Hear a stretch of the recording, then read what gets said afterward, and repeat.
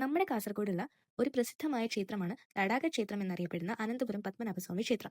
ത്രിമൂർത്തികളിൽ പ്രധാനിയും സർവേശ്വരനുമായിട്ടുള്ള ഭഗവാൻ മഹാവിഷ്ണുവാണ് ഇവിടുത്തെ മുഖ്യ പ്രതിഷ്ഠയായിട്ട് വരുന്നത്. അനന്തശയന ഭാവത്തിലാണ് ഈ പ്രതിഷ്ഠ വരുന്നത്. കേരളത്തിലെ ഏക തടാക ക്ഷേത്രമാണ് കേട്ടോ ഈ ഒരു അമ്പലം എന്ന് പറയുന്നത്.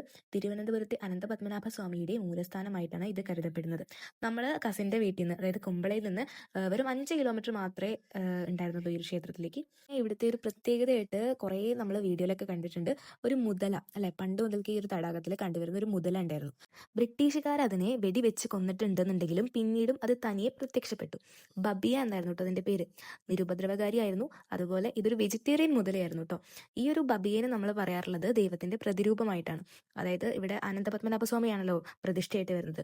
അതുകൊണ്ട് തന്നെ അനന്തപത്മനാഭസ്വാമിയുടെ ശേഷനാഗമായിട്ടാണ്, ശേഷനാഗത്തിന്റെ ഒരു ജന്മം എന്നൊക്കെ പറയാം ഈ ഒരു മുതലേനെ.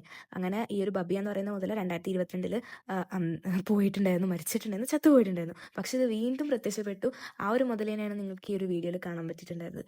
അപ്പോൾ നമ്മളിവിടെ പോയപ്പോൾ നല്ലൊരു അനുഭവമായിരുന്നു കേട്ടോ. നല്ലൊരു അനുഭവം തന്നെയായിരുന്നു. ആദ്യമായിട്ടാണ് പോകുന്നത്. ഭയങ്കര അടിപൊളി എക്സ്പീരിയൻസ് ആയിരുന്നു. അപ്പോൾ വീഡിയോ ഇഷ്ടപ്പെട്ടെങ്കിൽ ലൈക്ക് ചെയ്യുക, ഷെയർ ചെയ്യുക, ചാനൽ സബ്സ്ക്രൈബ് ചെയ്യുക. ടാറ്റാ.